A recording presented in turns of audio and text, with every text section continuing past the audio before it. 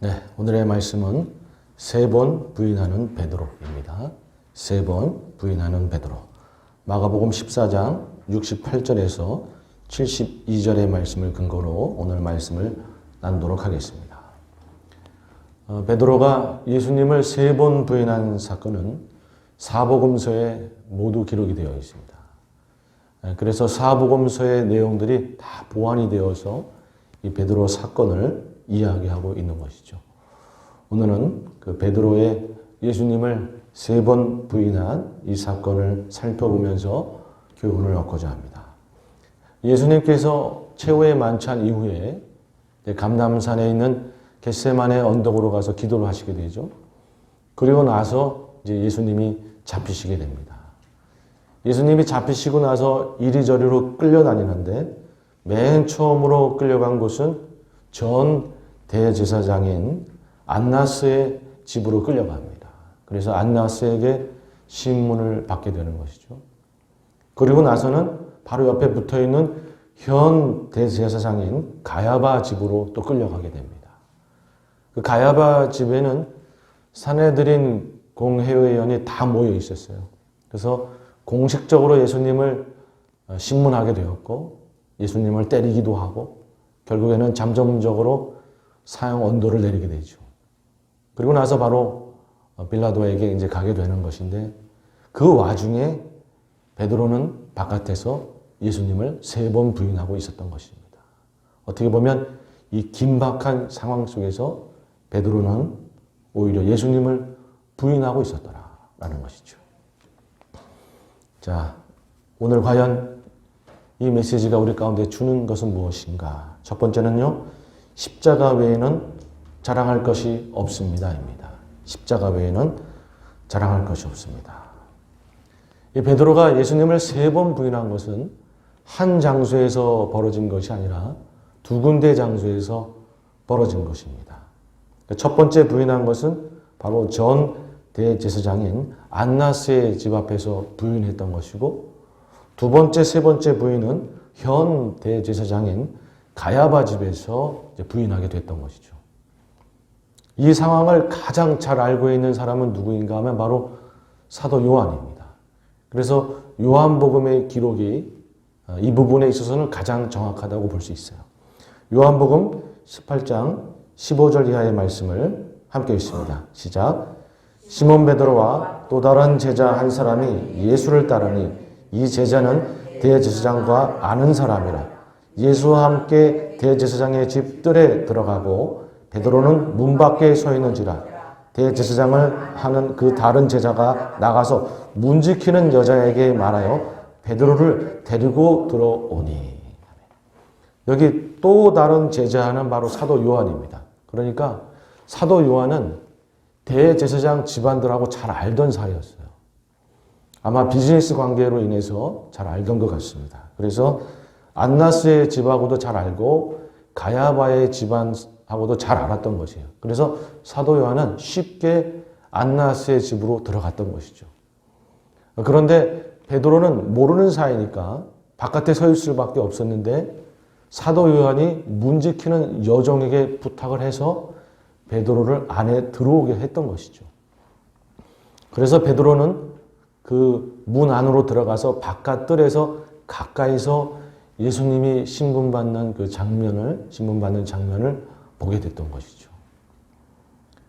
여러분, 그러니까 사도 요한이 이렇게 자세하게 기록을 하고 있던 겁니다. 첫 번째 부인은 바로 안나스의 집 바깥 뜰에서 벌어진 것입니다.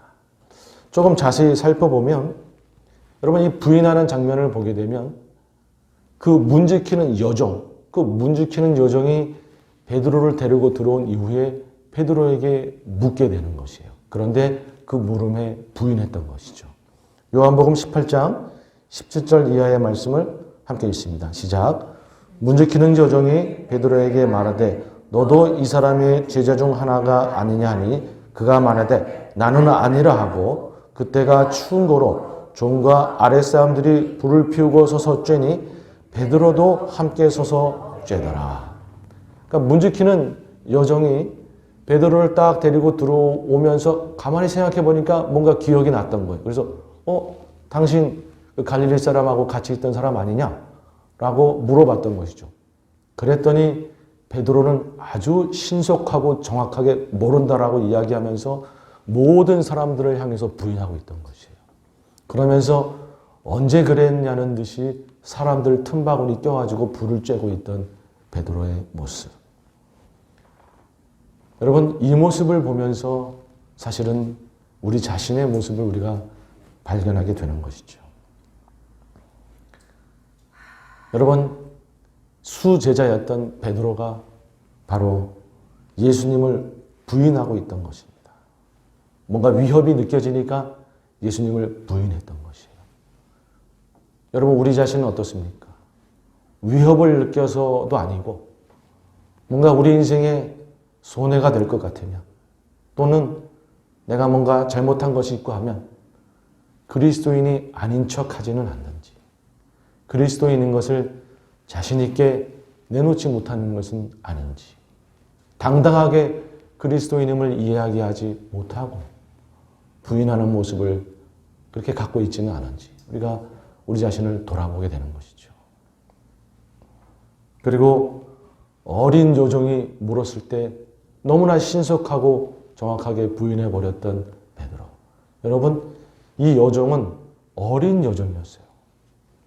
무슨 힘센 군인이 와서 목에 칼을 대면서 물어본 것도 아니고 어린 여종이 물어보는데 그 두려움을 느끼고 부인했던 것이죠.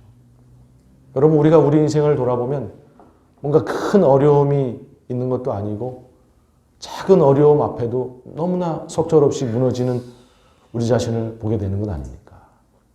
다른 사람한테 그냥 어떤 한 소리만, 싫은 소리만 들어도, 또는 하던 일이 조금만 안 돼도 그냥 낙심하고 주저앉고 두려워하고, 더 나아가 하나님을 원망하고 의심하고, 우리가 큰 어려움도 아니고 작은 어려움 앞에 너무나 속절없이 무너지는 인생은 아니지 않은가, 이렇게 좀 돌아보게 되는 것이죠.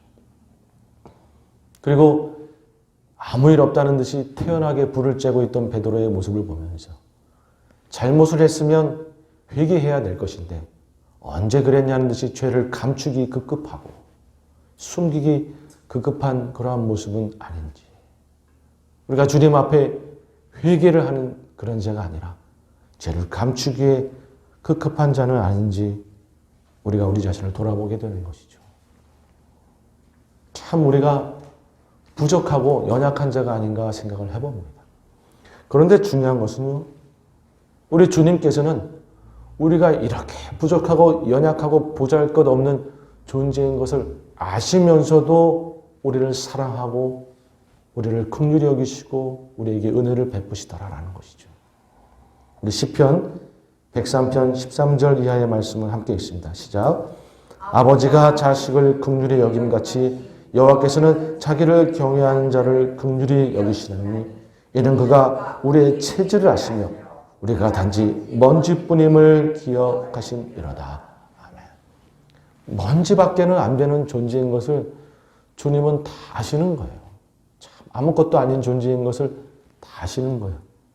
그렇다고 해서 그렇게 우리를 버려버리고 모른 척 하시는 분이 아니라 그런 우리를 불쌍히 여기시면서 아들처럼 대하시더라라는 것이죠.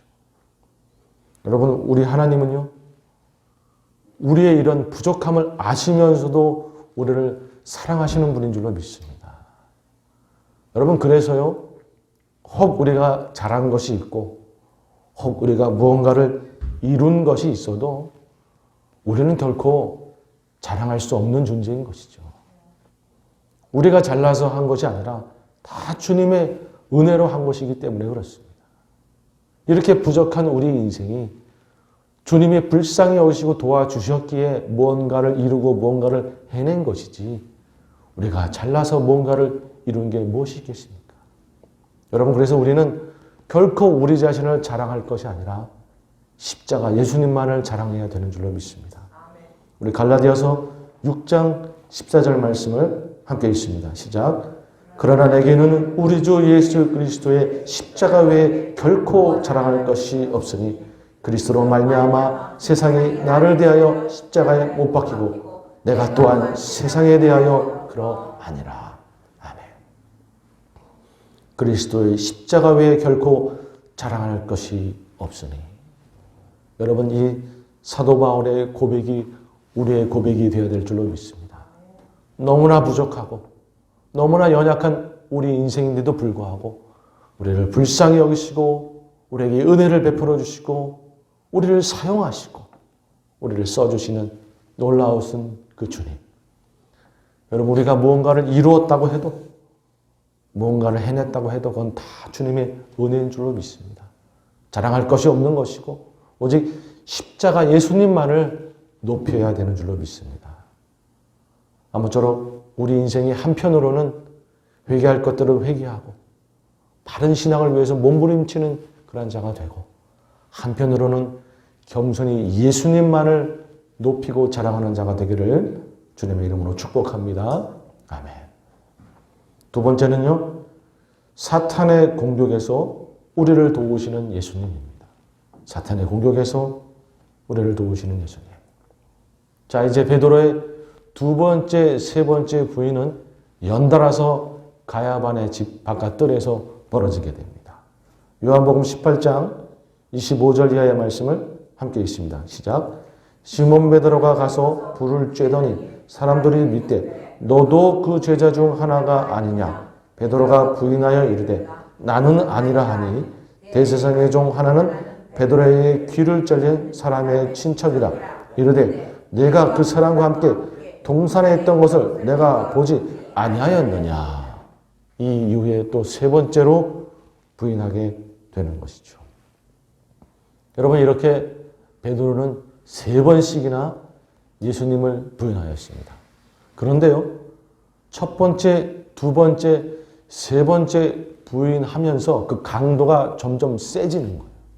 첫 번째는 그냥 부인했는데 두 번째, 세 번째로 갈수록 아주 맹세하면서 부인하는 그런 모습으로 발전해 가는 것이죠.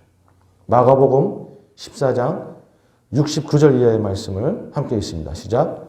여종이 그를 보고 곁에 서 있는 자들에게 다시 이르되 이 사람은 그 도단이라 하되 또 부인하더라. 조금 후에 곁에 서 있는 사람들이 베드로에게 말하되 너도 갈릴리 사람이 참 그 도단이니라. 그러나 베드로가 저주하며 맹세하되 나는 너희가 말하는 이 사람을 알지 못하노라 하니. 저주하며 맹세하되. 여러분, 베드로는 첫 번째, 두 번째, 세 번째로 가면서 저주하며 맹세하는 아주 강력하게 그렇게 부인하는 그런 모습을 보였던 것이죠. 그런데 여기서 저주한다라는 말은 예수님을 저주했다라는 말은 아니고 그런 말은 아니고 내 말이 거짓말이면 나는 저주를 받아도 마땅하다. 그런 말이에요. 그러니까 내가 말하는 것이 거짓말이면 내 손에 장을 지지겠다. 그런 말인 것이죠.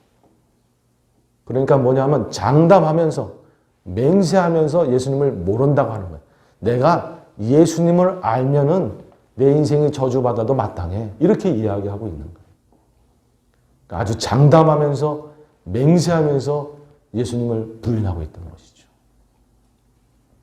여러분, 그런데 기가 막힌 건 뭐냐 하면 이렇게 장담하면서 내가 예수님을 알면 내 인생이 저주받아도 마땅해. 이렇게 하면서 맹세하면서 부인하고 있을 때 그 모습을 예수님이 보고 있었다는 거예요. 예수님이 그 베드로를 보고 있었어요. 누가복음 22장 60절 이하의 말씀 함께 있습니다. 시작. 베드로가 이르되 이 사람아 나는 내가 하는 말을 알지 못하노라 하고 아직 말하고 있을 때 닭이 곧 울더라. 주께서 돌이켜 베드로를 보시니 베드로가 주의 말씀 곧 오늘 닭 울기 전에 내가 세 번 나를 부인하리라 하심이 생각나서 밖에 나가서 심히 통곡하니라. 주께서 돌이켜 베드로를 보시니. 여러분, 베드로가 맹세하면서 부인하는 그 모습을 예수님이 보신 거예요. 여러분, 베드로의 심정이 어떻겠습니까? 완전히 무너지는 거죠. 완전히 무너지는 거죠. 거기서 베드로의 인생은 완전히 무너져 버린 거예요. 여러분, 그런데요, 예수님이 바라보시면서 그를 쳐다본 것은 왜 그를 쳐다보았겠습니까? 베드로를 버려버리기 위해서? 아니면 부인하고 있는 베드로를 비웃기 위해서? 그를 외면하기 위해서? 아니요. 예수님이 베드로를 바라본 것은 그를 살리기 위해서 바라본 것, 그를 격려하기 위해서 바라본 것입니다. 여러분, 이 베드로가 주의 말씀이 생각이 났다라고 그러죠. 예수님이 바라보았을 때 까맣게 잊고 있던 주의 말씀이 생각이 났어요. 3번 부인하니라, 이 말씀이 생각이 났어요. 그런데요, 이 3번 부인하니라라고 하는 이 말씀이 생각났다라고 하는 것은 그것과 함께 정말 중요한 말씀하신 것, 그 모든 말씀이 생각났다라는 의미입니다. 누가복음 조금 앞으로 나아가면 예수님께서 베드로에게 중요하게 하신 말씀이 기록되어 있습니다. 그러니까 마태복음이나 마가복음에는 예수님께서 너희가 다 나를 버리리라 그렇게 이야기했을 때 베드로가 아니요, 나는 결코 버리지 않겠습니다 라고 장담하게 되고, 뒤이어 예수님께서 네가 나를 3번 부인하리라 이렇게 말씀하신 걸로 기록되어 있는데, 이 누가복음 22장 31절 말씀에 보면은 너희가 다 나를 버리리라. 그리고 나서 베드로가 장담하기 전에 중요한 말씀을 하나 더 하신 것을 기록하고 있어요. 그게 무슨 말씀입니까? 누가복음 22장 31절 이하의 말씀을 함께 읽습니다. 시작. 시몬아 시몬아 보라, 사탄이 너희를 밀가부르듯 하려고 요구하였으나 그러나 내가 너를 위하여 내 믿음이 떨어지지 않기를 기도하였노니 너는 돌이킨 후에 내 형제를 굳게 하라. 다음 말씀 보죠. 그가 말하되 주여 내가 주와 함께 오게도 죽는 데에도 가기를 각오하였나이다. 이르시되 베드로야 내가 내게 말하노니 오늘 닭 울기 전에 내가 3번 나를 모른다고 부인하리라 하시니라. 이렇게 앞에 중요한 말씀이 하나 더 있었고, 그리고 나서 베드로가 장담하게 되고, 그리고 예수님께서 네가 닭 울기 전에 나를 3번 부인하니라 이 말씀이 나온 것이에요. 여러분, 그러니까 이게 무슨 말씀이냐면 예수님은 베드로가 3번 부인할 것을 알고 계셨어요. 그런데 그 3번 부인하는 상황은 무엇이냐? 사탄이 시험하는 상황이었던 것이에요. 사탄이 베드로를 무너뜨리기 위해서 시험하는 상황이었던 것이에요. 그 상황을 아시고 예수님이 그를 격려하고 세우고 살리고 돌이키기 위해서 중요한 말씀을 하고 계시는 거예요. 시몬아 시몬아 보라, 사탄이 너희를 밀가부르듯 하려고 요구하였으나. 이게 뭐냐면 사탄 마귀가 너를 흔들어 댈 것이다. 너희들을 무너뜨리려고 사탄 마귀가 흔들어 댈 것이다. 여러분, 믿는 자들에게는 사탄 마귀의 시험과 미혹이 있는 줄로 믿습니다. 왜? 우리를 흔들어 대고 무너뜨리기 위해서 있는 것이죠. 그런데 그 말씀에 이어서 예수님이 뭐라고 얘기하는가? 그러나 내가 너를 위하여 내 믿음이 떨어지지 않기를 기도하였노니. 예수님이 그것을 아시고 중보기도 하셨다라고 말씀하고 있어요. 네가 시험을 당하고 흔들리게 될 것인데 거기서 완전히 무너지지 않도록 네가 다시 회복될 수 있도록 내가 중보기도 하였다. 여러분, 우리 예수님은 우리가 시험 받을 때 우리를 위해 기도하시는 분인 줄로 믿습니다. 너가 무너지지 않도록, 내 믿음이 떨어지지 않도록 내가 기도하였다. 그러니까 너는 그냥 속절없이 무너지지 말고 돌이켜 회개하고 일어나서 회복되어서 다시금 일어나라. 그리고 다른 제자들을 돕는 자가 되라. 이렇게 말씀하시고 분위기 파악 못하는 베드로가 아니요, 나는 그래도 예수님 외면하지 않을 겁니다. 그렇게 얘기하니까 네가 3번 나를 부인하리라. 사탄 마귀가 너를 그렇게 시험하면서 네가 그렇게 무너지게 될 것이다 라고 말씀하신 거예요. 그런 상황이 올 것이지만 내가 너를 위해 기도했으니 그냥 무너지지 말고 다시금 일어나라 라는 것이에요. 여러분, 그런데요, 지금 사탄 마귀가 거의 베드로를 다 무너뜨리는 상황이 된 거예요. 베드로가 3번 부인해버렸어요. 완전히 무너졌어요.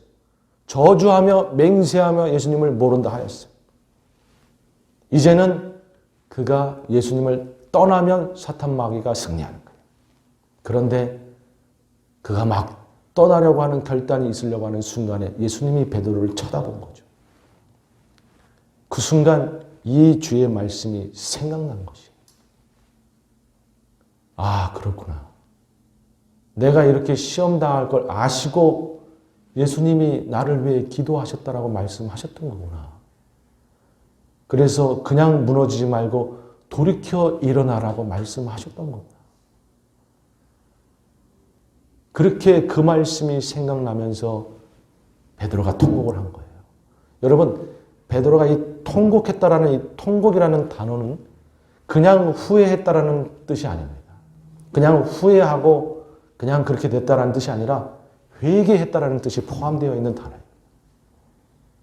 즉 베드로는 밖에 나아가서 주의 말씀이 생각나서 한편으로는 자기 모습에 후회하며 처참한 모습에 그렇게 통곡을 했겠지만은 더 나아가 회개하면서 주의 말씀을 기억하면서 자기 무릎을 치며 회개하면서 일어나려고 통곡했던 거예요. 이 통곡이란 단어 안에는 베드로의 회개와 일어섬이 포함되어 있는 그러한 단어인 것입니다. 예수님의 그 바라봄으로 인해서, 그 전에 예수님의 중보 기도로 인해서 베드로는 사탄 마귀에게 완전히 무너지지 아니하고 돌이켜 승리하게 되었던 것이죠. 여러분, 우리 주님은 우리가 어려움을 당할 때 우리를 위해 기도해 주시고 우리에게 말씀이 생각나도록 하시며 우리를 도우시는 분인 줄로 믿습니다. 여러분, 우리에게 기도해 주시고 우리를 위해 기도해 주시고 또 주님의 말씀을 생각나게 하신다. 이런 말씀을 들을 때 누가 떠오릅니까? 성령님이 떠오르는 것이죠. 제가 읽겠습니다. 로마서 8장 26절에 보면 이와 같이 성령도 우리의 연약함을 도우시나니 우리는 마땅히 기도할 바를 알지 못하나 오직 성령이 말할 수 없는 탄식으로 우리를 위하여 친히 간구하시느니라. 여러분, 이 말씀의 의미를 깨달을 수 있으시겠어요? 예수님이 베드로를 위해 중보기도 하셨듯이 오늘날 성령님께서 내가 시험 당할 때 나를 위해 기도해 주시는 것이에요. 또 한 말씀 제가 읽겠습니다. 요한복음 14장 26절. 보혜사 곧 아버지께서 내 이름으로 보내실 성령 그가 너에게 모든 것을 가르치시고 내가 너에게 말한 모든 것을 생각나게 하리라. 예수님이 베드로를 바라볼 때 말씀이 생각나신 것처럼 우리가 시험 당할 때 성령님께서 우리를 바라보시며 말씀이 생각나도록 해 주시더라라는 것이에요.